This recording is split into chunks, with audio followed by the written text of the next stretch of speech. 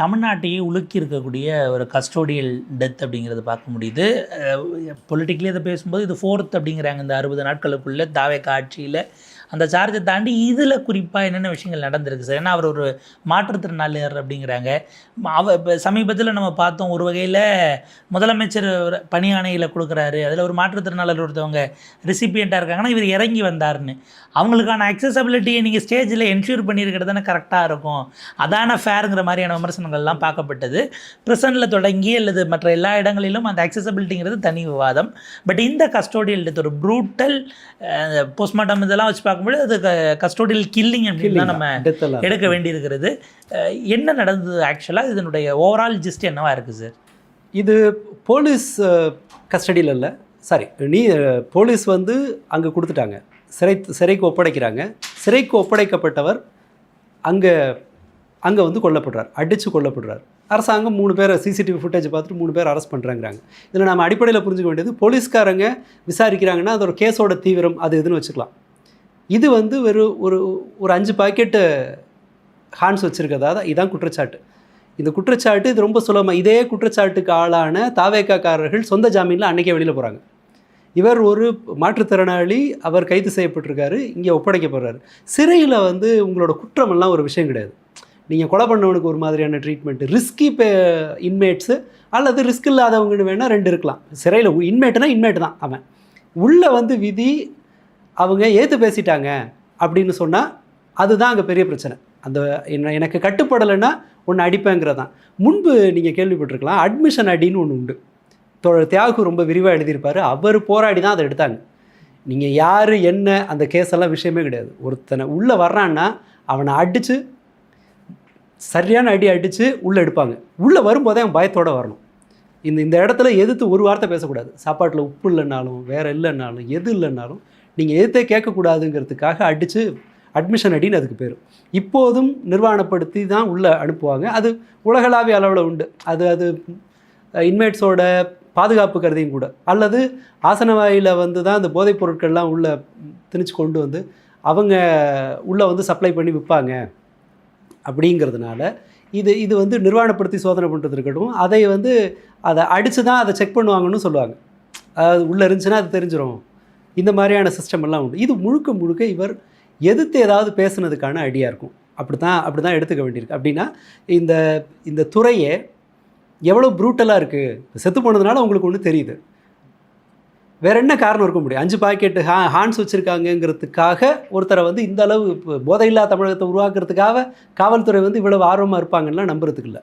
So ஒரு present department ஏன் அடிக்கிறாங்கங்கிற கேள்வியும் வரும்ல. அவங்க இன்வெஸ்டிகேட் பண்ணுறாங்களா, இன்ட்ராகேட் பண்ணுறாங்களா, அவங்க ஐஓவா, இது எதுவுமே கிடையாது. ஆமாம், இவங்க குற்றத்தோடு சம்மந்தமே கிடையாது. இன்ஃபேக்ட் சொந்த ஜாமீனில் விடுற மாதிரியான ஒரு பிரச்சனை தான் இது.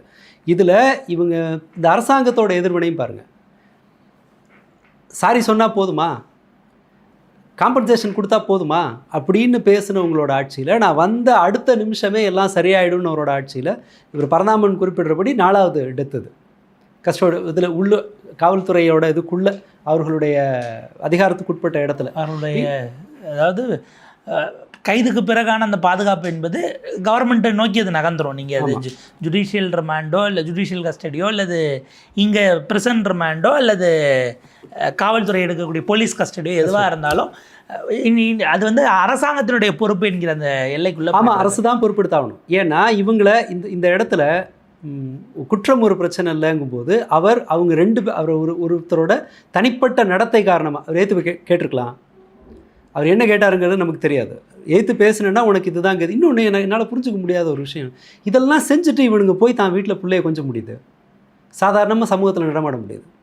கைத்தால கட்டி எலும்பு முறிகிற அளவுக்கு உடம்பெல்லாம் ரத்தக்கட்டு, மண்டையில் காயம், இதெல்லாமே இருந்திருக்கு. அது நம்முடைய எதிரிகிட்ட கூட நம்மளால் அப்படி நடந்துக்க முடியாது. 2வது, ஒத்துழைக்காத ஒரு கைதியை கையாளுறதுக்கு அவங்கள தனியார் சிறையில் வைக்கிறதோ அல்லது வேறு வழிகளோ ஏதோ ஒரு வகையில் அடங்காதவங்களை கட்டுப்படுத்துறதுக்கான வழிகள் குறித்து நம்முடைய நிர்வாகங்கள் கவலைப்படுறதே கிடையாது. அடி இது மட்டுமே ஒரு ஆயுதமாக அவங்கள அடித்து காயப்படுத்தி அவமானப்படுத்துறது, இது மட்டுமே ஒரு சிஸ்டமாக இவங்க ப்ராக்டிஸ் பண்ணதோட விளைவு. இது ஒருத்தர் இறக்கும்போது தான் நமக்கு அது தெரியுது. மற்றபடி நீங்கள் அடியை வாங்கிட்டு சிறை வந்து இன்னும் போலீஸ் கஸ்டடியை விட சிறை வந்து இன்னும் ரிஸ்க்கான ஒரு இடம். நீங்கள் போலீஸ்காரங்கள்ட்ட கேட்டிங்கன்னா தெரியும், அவங்க காவல்துறையினரையே வந்து ஒரு கொஞ்சம் முரட்டுத்தனமாக தான் ஹேண்டில் பண்ணுவாங்க. ரொம்பலாம் பெருசாலாம் மதிக்க மாட்டாங்க. ரெண்டாவது போலீஸ் நிறைய அடித்து உள்ளே வந்திருந்தால் எடுக்க மாட்டாங்க, உள்ளே எடுக்க மாட்டாங்க. அது போய் நீங்கள் இப்போ இது வாங்கிட்டு வாங்க, ஃபிட்னஸ் சர்டிஃபிகேட் வாங்கிட்டு வாங்கிற மாதிரி எடுத்துருவாங்க. ஏன்னா உள்ளே வந்து செத்து போனால் பிரச்சனை ஆகும்னு சொல்லி இதெல்லாம் கடந்து ஒரு மாவட்ட சிறையில் இந்த அளவு நடந்திருக்குன்னு சொன்னால் இவங்க தங்களுக்கு வந்து ஒரு வானளாவிய அதிகாரம் கிடைச்சதா காவல்துறை நம்பாமல் இது சாத்தியம் இல்லை. இல்லை, திருச்சியில் ஒருத்தர் வந்து டிஎஸ்பி கையை கடிக்கிறார், ஒரு பையன் விஜயோட நிகழ்ச்சிக்கு உள்ளே விடலைன்னு சொல்லிட்டு. அவர் கையில் பாஸ் இல்லை, நீ பாஸ் இல்லாட்டி திரும்ப போப்பான்னு சொன்னதுக்கு டிஎஸ்பி கையை கடித்தவர் அன்றைக்கு சாயங்காலமே வெளியில் விட்டுறாங்க. ஆக்சுவலாக நடந்த மாதிரி இப்போ சிஎம் வேறு சிலை கிளம்புறாரும்போது பந்தோபஸ்துக்கு இடம் மாறினா அனுப்பி விட்டுங்கன்னே அனுப்பி விட்டுட்டதா தான் கேஸ். இன்னொரு இடத்துல வந்து அவர் கையை கடித்தவரை டிவிக்கு கொடியை கட்டிட்டு வந்தவரை உங்களால் விட்டுற முடியுது. நியாயமாக அது கேஸ் போடலாம், அது கொலை முயற்சின்னு கூட பண்ணலாம். நீங்கள் கையை கடிச்சா கழுத்தை கடிச்சானா என்ன பண்ணுறது? ஆனால் அப்படி இருக்கிற ஒரு ஆளை ரொம்ப கேஷுவலாக வெளியில் விட்டுட்டு எதிர்த்து கேட்ட ஒரு ஆளை, அதுவும் ஃபிசிக்கலி சேலஞ்சு ஒருத்தரை உங்களால் அடித்து கொள்ள முடியுதுன்னா இதில் இவர்களுடைய மனோநிலை எவ்வளோ கரெக்டாக இருக்குங்கிறதுக்கான சிம்பிள். அப்போ அதனால் பலவீனமானவனை நான் என்ன வேணால் பண்ணுவேன், இப்போ கட்சி கொடியோடு இருக்கவனா நான் பயப்படுவேன்னு சொன்னால் இது இன்னும் ஆபத்தானது. வீக்காக இருக்கிறவனை மட்டும் அது ஒரு சாடிஸ்ட் மனோநிலை. அது சாடிஸ்டுகள் எப்போவுமே தன்னை விட பலமாக இருக்கிறவங்கிட்ட கும்பிட்டு காலில் விழுவாங்க, தன்னை விட பலவீனமாக இருக்கவன்னு தூக்கி போட்டு மிதிப்பாங்க. இடியமீன் அப்படித்தான். அவர் ஒரு விசுவாசமான சமையல்காரர் தானே. பிரசிடென்ட் கிளம்புனதுக்கப்புறம் தான் அவர் இதை பிடிச்சார். வெளியில் அவர் ஏரோப்ளைன் வந்து பார்டரை தாண்டறதுக்குள்ளே சேரில் உட்காந்துட்டு நான் தாண்டார்.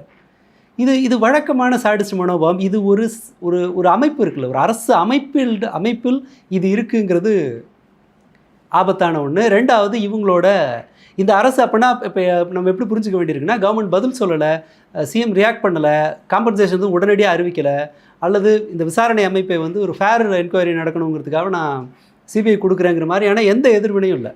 இதை வெறுமனே 4-5 ஃபோட்டோ ஷூட்டில் முடிச்சிடலாம் அப்படின்னு அரசாங்கம் நினைக்குதுன்னு தான் நம்ம புரிஞ்சுக்க வேண்டியிருக்கு. இப்போ இந்த இடத்துல நேற்றைக்கு நீதிபதி முன்னாடி அந்த போஸ்ட்மார்ட்டம் நடக்கணுங்கிறத வாங்குறதுக்கே ஒரு பெரும் போராட்டம். அதில் ஏறத்தாழ 19 காயங்கள் வரைக்கும். 19 காயங்கள், அது ரொம்ப மோசமான.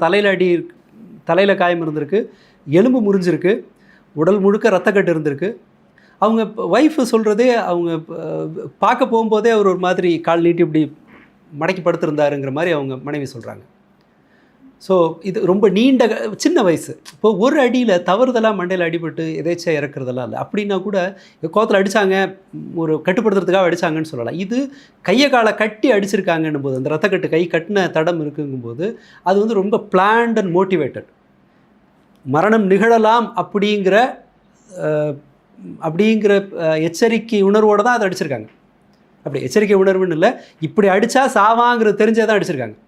அப்படி தான் நம்ம இப்போ அப்படின்னா இவர்கள் மற்ற கைதிகளை எப்படி ஹேண்டில் பண்ணிப்பாங்க, அங்கே இருக்கிற மற்ற கைதிகள் எப்படி ஹேண்டில் பண்ணியிருப்பாங்க? அடி விழுந்திருக்கும், செத்துருக்க மாட்டாங்க. அந்த ரேஞ்சில் தான் உயிர் போகாததுனால அவங்க வெளியில் தெரியலங்கிற, அவங்க இதையே ஒரு எஸ்ஓபி போல் வைத்து திடீர்னு ஒரு உணர்ச்சி வேகத்தில் கையை காலை கட்டுவாங்கலாம் அது நடக்கவே நடக்காது. அப்போ அது ஆப்வியஸாக அதற்கான என்னென்ன வேணும் என்ன ஏதுங்கிறதெல்லாம் உள்ள அதை ஒரு எஸ்டாப்ளிஷ் பண்ணியே வச்சுருக்காங்களா, அதுக்கான சிஸ்டமாகவே இருந்திருக்குன்னு தான் எடுத்துக்க வேண்டியிருக்கு. இந்த பயம் இல்லைன்னா உங்களுக்கு எதேச்சியா ஒரு உணர்ச்சி வசப்பட்டு என்னை ஏற்று பேசிட்டாங்கிறதுனால இல்லை. இதே தான் சாத்தான்குளம் விஷயத்துலேயும் நடந்தது. விஷயம் என்ன, ஏன் இவ்வளோ நேரம் கடையை திறந்துருக்கேங்கிறது சண்டை. இப்படி இருக்கும்போது அதை ஒரு சாதாரண வழக்கோடு முடிச்சிருக்க முடியும். என்னையே கேள்வி கேட்குறியாங்கிற திமிர்லேருந்து தான் அது நடந்தது. அது ஒரு என்ஜாய் பண்ணியிருக்காங்க. இங்கே மற்ற சாட்சிகள் வந்துச்சுன்னா இதை அவங்க என்ஜாய் பண்ணாங்களா, இது அவங்களோட மாட சாப்பிட்றண்டியா, இதெல்லாமே வந்து மற்றவர்கள்ட்டேருந்து தான் வர முடியும். ஆனால் அதுக்கு ஒரு ஃபேர் என்கொயரி தேவை, ரொம்ப நியாயமான ஒரு என்கொயரி வேணும். இதை ஒழுங்காக கொண்டு போகிறதுன்னு சொன்னால் ஒட்டு மொத்தமாகவே சிறையில் கைதிகள் எப்படி நடத்தப்படுறாங்க அப்படிங்கிறதெல்லாம் நாம் ஏன் இதை நிறைய பேச வேண்டியிருக்குன்னா, நீங்கள் புதுசாக சிறையில் பார்த்தீங்கன்னா 16, 19 வயசு 20 வயசு இந்த மாதிரியான பசங்க தான் உள்ளே நிறைய வருவாங்க. இவங்களை ப்ராப்பராக நடத்தலைன்னு சொன்னால் அவங்க இன்னும் மோசமான கிரிமினலாக வெளியில் வருவாங்க. நீங்கள் இந்த செங்கல்பட்டுலேருந்து வெளியில் வந்திருக்காங்க, செங்கல்பட்டுலேருந்து ஒரு 12 பேர் தப்பிச்சு பில்டிங்கை உடச்சிட்டு வெளியில் வந்திருக்காங்க. வெளியில் போகும்போதே பிக் பாக்கெட் அடிச்சு தான் போயிருக்கிறான், திருடிட்டு தான் அந்த பசங்கள்லாம் போயிருக்காங்க. இப்போது இந்த கையாளுறதுல நம்ம வந்து பிற நாடுகளில் நான் வந்து வெளியில் அமெரிக்காவில் இருக்கிற ஒரு சிறார்களை கையாளுற சிறையில் இருக்கிற ஒரு நர்ஸாக இருக்கிற நண்பர் ஒருத்தரை பார்த்துருக்கேன். அங்கெல்லாம் ஹேண்டில் பண்ணுறதை பார்க்கும்போது நாம் இன்னும் 100 வருஷம் ஆகும் அந்த மாதிரி ஒரு சிஸ்டம் அடாப்ட் பண்ணுறதுக்கு. அவ்வளவு பெரிய கட்டுப்பாடு முரட்டுத்தனமெல்லாம் எதுவுமே இல்லை. ரொம்ப அத்துமீறும்போது அந்த ஒரு ஏதோ ஒரு சின்ன இது மாதிரி இருக்கும், லைட்டாக ஷாக் கொடுக்குற மாதிரியான ஒரு இதில் இருக்கும் போல் இருக்குது. அவங்க ஒரு நெறிப்படுத்துறதுக்கு வந்து இவ்வளவு முரட்டுத்தனமான சிஸ்டம் அவங்க கையாளுறது இல்லை. பட் இங்கே வெறுமனே லத்தியை மட்டும் வச்சுட்டு அதையும் கூட எல்லார்கிட்டையும் அதை பயன்படுத்துறது இல்லை. அது ரொம்ப முக்கியம். ரொம்ப பாமர மக்கள் சாராய கடையை மூடுன்றவனை நோக்கி ஓங்கப்படும் லத்தி வந்து ஒரு கட்சி ஆள் செய்யும் போதெல்லாம் வர்றதில்லை. அவங்களுக்கு சொந்த ஜாமீன் கொடுக்குற அளவுக்கு கைண்டாக தான் இருக்காங்க. ஸோ யார்கிட்ட கைண்டாக இருக்காங்க, யார்கிட்ட ப்ரூட்டலாக இருக்காங்கிறதுலையுமே இருக்குது. இது ஒரு சிஸ்டமும் இல்லை. இவங்களுக்கு வந்து ஒரு சிஸ்டம்லேயே அந்த சாடிசம் உள்ள நுழைஞ்ச மாதிரி தான் நம்ம எடுத்துக்க வேண்டியிருக்கு. மேபி அது ஒரு அடிப்படை பண்பு இல்லைன்னா கற்றுக்க வேண்டிய விஷயமா என்ட்ரன்ஸ்க்கு அந்த துறையில் அரசு சார்பில் அங்கே புதிதாக வரவர்களுக்கும் அது கடத்தப்படுகிறதாங்கிறது வர்றவங்களுக்கே அதை வந்து இன்னொன்று போலீஸில் ஒரு சிஸ்டம் உண்டு. அது மங்கோலிய ஒரு செங்கிஸ்கான் காலத்துலேருந்து ஒரு குரூப்பில் ஒருத்தர் தப்பு பண்ணால் அது மொத்த பேட்சுக்கும் பனிஷ்மெண்ட் கொடுத்துருவாங்க. அப்போ என்ன ஆகும்னா ஒருத்தன் எதிரியாக பார்ப்பான். இன்னும் நீ பண்ண தப்புனால நான் ஏன்டா சாவணுங்கிறது இவனுக்கு வரும். அப்போது அந்த சிஸ்டமே என்ன செய்யும்னா ஒருத்தன் நம்பாமல் ஒருத்தன் சந்தேகப்படுற மாதிரியானதை வந்து உருவாக்கும். இது போலீஸோட அந்த இயங்கும் முறையில் இருக்கிற ஒரு பிரச்சனை. நம்ம அதை மீறி என்ன கேள்வி கேட்டோம்? அது சிஸ்டமே அப்படி தான் வர்றாங்கல்ல. சிஸ்டம் அப்படி தான் இவங்க வளர்த்து எடுக்கிறதே அந்த மாதிரி தான் இருக்குது. அப்படி இருக்கும்போது தான் ஏன் அது தேவைப்படுது இந்த கேள்வி கேட்டோன்னு வச்சுக்கோங்களேன். எதுக்காக ஒரு இன்மேட்டு வர்றான், நீங்கள் அவனுக்கு தண்டனையை அரெஸ்ட் பண்ணுறது போலீஸோட வேலை, தண்டனை கொடுக்க வேண்டியது நீதிமன்றத்தோட வேலை. இதுக்கு நடுவில் அவங்கள நல்வழிப்படுத்துவது அல்லது பிரச்சனை இல்லாமல் கொண்டு போகிறதுன்னு வரும்போது உலகளாவிய அளவில் பல்வேறு முறை இருக்கும்போது நீங்கள் ஏன் இன்னும் குண்டாந்தடியை நம்புறீங்கன்னா, அப்படி அவனை அடித்தாதான் உள்ளே நடக்கிற ஊழல் உங்களுக்கு வெளியில் போகாது. வாங்குகிற அரிசி பருப்பு கைதியை பார்க்க வர்றவங்க கொண்டு வந்து தர்றது, இப்போ வரைக்கும் உள்ள நடக்கிற கஞ்சா வியாபாரத்தை இதெல்லாம் வந்து நிறுத்த முடியலைங்கும்போது உங்களுக்கு இந்த ஊழல் வெளியில் போகக்கூடாது. இவங்க சிஸ்டம்லேயே இருக்கிற மற்ற கரப்ஷன்லாம் மற்ற பொது சமூகத்துக்கு தெரியக்கூடாதுங்கிறதுனால தான் அதற்கான ஒரு ஷீல்டாக அதை கவர் பண்ணுறதுக்கான ஒரு கருவியாக அவங்க வன்முறையை கையாளுறாங்க. அப்படி தான் நாம் புரிஞ்சுக்க வேண்டியிருக்கு. அப்படி இருந்தால் தானே நீங்கள் நிறைய காசு கொடுத்து வாங்குவீங்க. இந்த சிஸ்டம் இருந்தால் தானே நீங்கள் சாப்பாடு நல்லா இல்லைன்னு போராடுறதுக்கு பதிலாக வீட்டிலேருந்து பணத்தை வாங்கி 700 ரூபாய்க்கு பிரியாணி வாங்குவீங்க. ஒரு பொருளையும் பீடி கட்டு 300 ரூபாய்க்கு வாங்கணும்னு சொன்னால் வெளியில் 10 ரூபாய்க்கு கிடைக்கிற ஒரு பொருள் அங்கே 200 ரூபாய்க்கு வாங்கணும்னா இந்த பயத்தை ஒரு கருவியாக வச்சுருந்தா தான் அந்த வியாபாரம் நடக்கும். இப்படி தான் நாம் அதை புரிஞ்சுக்க வேண்டியிருக்கு. இல்லாட்டி இந்த இடத்துல வன்முறை அவசியமே இல்லை. ரொம்ப சிம்பிளாக ஒரு தனி சிறையில் கொண்டு போய் போட முடியும் அவரை, அல்லது கூடுதல் வழக்கை வந்து இப்போ ஏதோ ஒரு வழி இருக்கும். இப்போ எல்லா இடத்துலையும் இந்த மாதிரி செய்கிறது இல்லையே. நம்ம இதை இன்கார்பரேட் பண்ணுறதுக்கு தடையாக இருப்பது வெறுமனே நிதியோ அதுவோ இல்லை. இன்ஃபேக்ட் போதுமான அளவு சத்துணவு கொடுக்குற பணத்தை விடவும் இங்கே வந்து கைதிகளுக்கானது வந்து வருது. இன்னொன்று அவங்க இதை வேற ஒரு வழியை கண்டுபிடிச்சிட முடியும். பட் ப்ராப்ளம் இந்த ஊழலை காப்பாற்றுவதற்காக மறைப்பதற்காகத்தான் இந்த வன்முறை பயன்படுத்தப்படுதுன்னு தான் நாம் புரிஞ்சுக்க வேண்டியிருக்கு. இப்போ இதில் கைதாகி இருக்கிறவர்கள் சிறையினுடைய வார்டன் தொடங்கி காவலர்கள் வரைக்கும் ஆகிறாங்க. வெளியில் அவங்க தரப்பில் கசிவிடப்படுகிற செய்தி இந்த தரப்பில் சிசிடிவி காட்சி ஆய்ந்ததன் மூலம் இவங்க 3 பேரை கைது பண்ணுவோங்கிறாங்க. அங்கே சிசிடிவி இருக்குன்னு இன்சார்ஜாக இருக்கிறவங்களுக்கு நம்மளை விட நல்லா தெரியும். சிசிடிவியில் பதிவானா என்னங்கிற டோனோட தான் அவங்க அந்த சம்பவத்தை நடத்தியிருக்காங்க. பியூஷ் மானுஷ் கைதானார் இல்லையா, அவரை வந்து சிறையில் அடித்தாங்க இல்லையா, அப்போதும் சிசிடிவி ஃபுட்டேஜ் வந்து அந்த குற்றத்தை நிரூபிக்கிற மாதிரி தான் இருந்துச்சு. அப்படி தான் அந்த செய்தி வந்தது. உள்ளே தூக்கிட்டு போனாங்க, வெளியில் தூக்கிட்டு வந்த காட்சியெல்லாம் வரும்போது அவர் அடித்தாங்கங்கிறது. ஆனால் தண்டனைன்னு ஒன்றும் இல்லை. பொதுவாகவே கஸ்டோடியல் டெத்துக்கு பனிஷ்மெண்ட் வாங்கி கொடுக்கறதுன்னு ரொம்ப மாநிலம் தழுவிய பிரச்சனையாக இருந்தால் ஒழிய அது நடக்க வாய்ப்பில்லை. தஞ்சாவூரில் கோயம்புத்தூர்லேருந்து ஒரு பொண்ணை அழைச்சிட்டு வர்றாங்க. ஏதோ சீட்டு நடத்தி ஏமாத்தின ஒரு பொண்ணு. அந்த பொண்ணை அழைச்சிட்டு வந்து தஞ்சாவூரில் ஒரு டெம்பிள் டவர் ஹோட்டலில் ஒரு 15 நாள் அந்த பொண்ணை ஹோட்டலில் அடைச்சி வைக்கிறார் போலீஸ்காரர். அடைச்சி வச்சுட்டு அங்கே அந்த அம்மா வந்து ஒரு கட்டத்தில் தாங்க முடியாமல் செக்ஷுவல் டார்ச்சரு, பணத்தை கேட்டு பிரச்சனை பண்ணி அந்த மாக்காய்க்கா தான் அதுக்கு எதிராக பெருசாக மற்ற கம்யூனிஸ்டுகளை திரட்டி போராடினாங்க நீண்ட காலம். அந்த அம்மா அங்கேயே தூக்கு மாட்டிட்டு சாகுது. ஒரு நீண்ட கடிதம் எழுதி வைக்கிறாங்க. அவ்வளவும் நீங்கள் கணக்கு பார்த்தீங்கன்னா எல்லாமே தப்பு. சட்டவிரோத கஸ்டடி, 15 நாளைக்கு மேலே அடைச்சி வைக்கிறது, பணம் கேட்டு மிரட்டுறதுன்னு எல்லாமே குற்றம் சாட்டு 7 வருஷம் அவருக்கு தண்டனை கிடச்சதுன்னு நினைக்கிறேன். அவருக்கு கடைசி வரைக்கும் போராடினாங்க.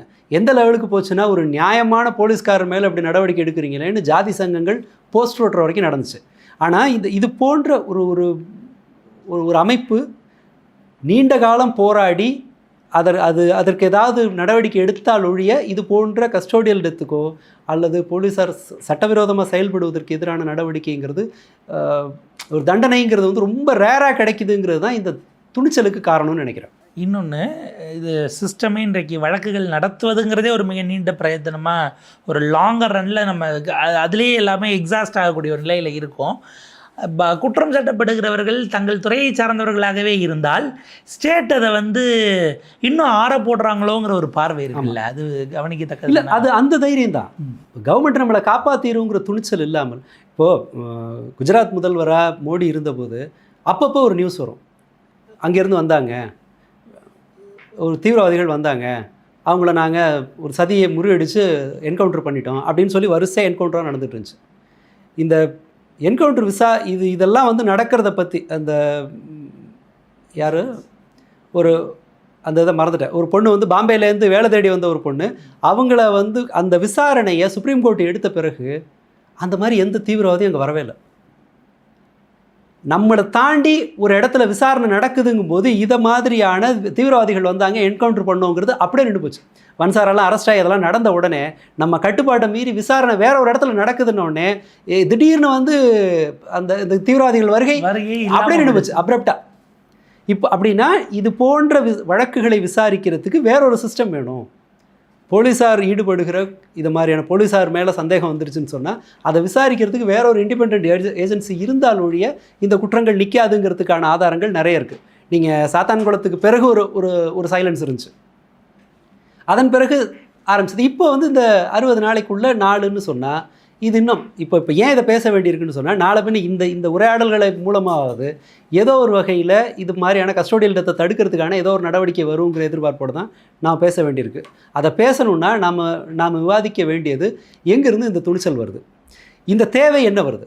ஒரு இன்மேட்டை அடிக்கிறதுக்கான தேவை இங்கே என்ன கூட லோக்கல் ப்ரெஷரு, கவர்மெண்ட் சைட்லேருந்து ப்ரெஷர் வந்துச்சு, நகையை திருட்ட விசாரிக்கிறோம் அப்படின்னு ஏதோ ஒரு சமாதானத்தை சொல்லலாம், உடனடியாக வாங்க வேண்டியிருக்கு அப்படின்ற ஏதோ ஒன்று. இப்போ இல்லைன்னா இது சப்ளையர் யாருன்னு கண்டுபிடிக்க வேண்டியிருந்துச்சு, சும்மா தட்டணும் அப்படின்னு ஏதோ ஒரு சமாதானத்தை நீங்கள் வெளியில் கூட சொல்லலாம்.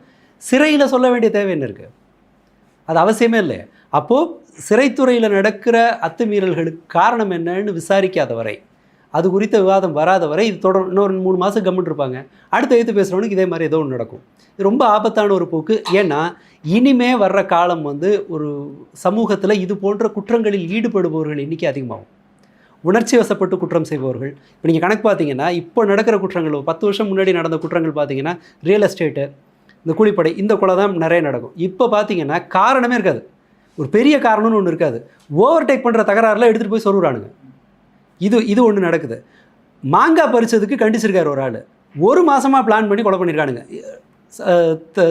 திருநெல்வேலி பக்கத்தில் தான் நினைக்கிறேன். நீங்கள் இன்றைக்கி நடக்கிற குற்றங்களை ஒரு வாரத்து பேப்பர் எடுத்து வச்சு பார்த்தீங்கன்னா மோர் தென் 50% ஆஃப் த வந்து கொடூரமான குற்றங்கள் எல்லாமே எந்த பெரிய காரணங்கள் எதுவும் கிடையாது, சும்மா சண்டை, ஏதோ ஒரு மொமெண்ட்ல ரொம்ப சுலபத்தில் மக்கள் உணர்ச்சி வசப்படுறாங்க, சீரியஸ்னஸ் தெரியாமல் குற்றம் செய்கிறாங்கன்னும் போது இதற்கான இந்த மாதிரியான ஆட்கள் வந்து சிறையிலேயே தான் இருப்பான். ஜெயிலில் எப்படி இருக்குன்னு அவனுக்கு தெரியாது.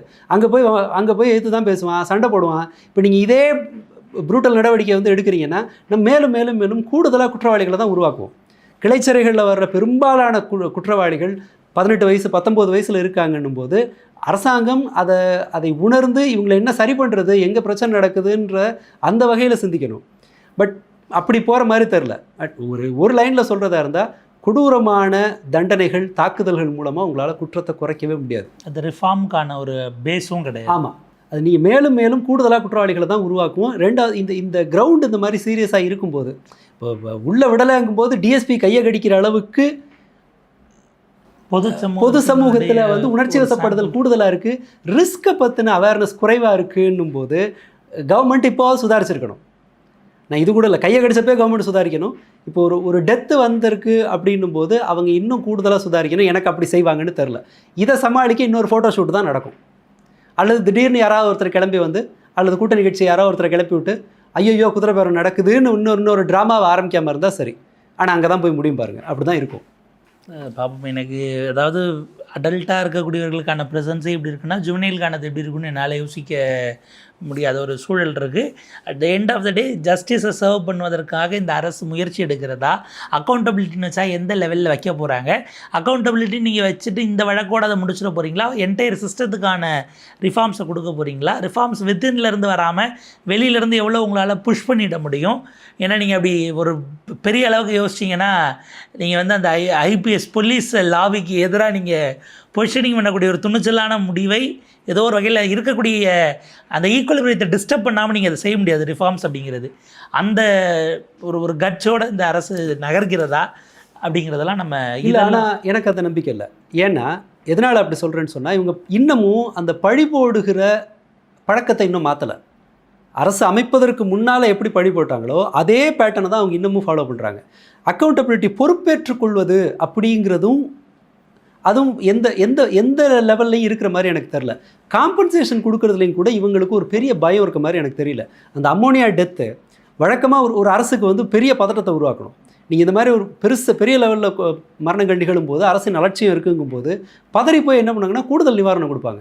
இவங்க அதையும் கொடுக்கறதில்ல. அதன் பிறகு அதை தொடர்ந்து ஒரு பாய்லர் இதுக்கு இன்சிடென்ட் நடக்குது, 2 லட்ச ரூபா காம்பன்சேஷன் ரொம்ப சுலபமாக இவங்களால் இதெல்லாம் ரொம்ப நாளைக்கு நீடிக்காது, பார்த்துக்கலாம் போ அப்படிங்கிற ஒரு அசட்டு துணிச்சலில் செயல்படுவது போல தெரியுது. சட்டமன்றத்தில் ஒரு இரங்கல் தீர்மானம் கூட இந்த அமோனியா இன்சிடென்ட்டுக்கு போடலை. அப்படி அண்டர் ஏஜில் ஒருத்தர் இறந்துருக்காங்க. இது வந்து டோட்டல் ஃபெயிலியர். ஒரு அவ்வளவு ரிஸ்கான ஒரு இடத்துல 18 வயசுக்கு உட்பட்ட ஒருவர் எப்படி இருக்க முடியுங்கிற கேள்வியெல்லாம் கூட வரல. அதுதான் இந்த அலட்சியத்துக்கு காரணமாக இருக்கும்னு நினைக்கிறேன்.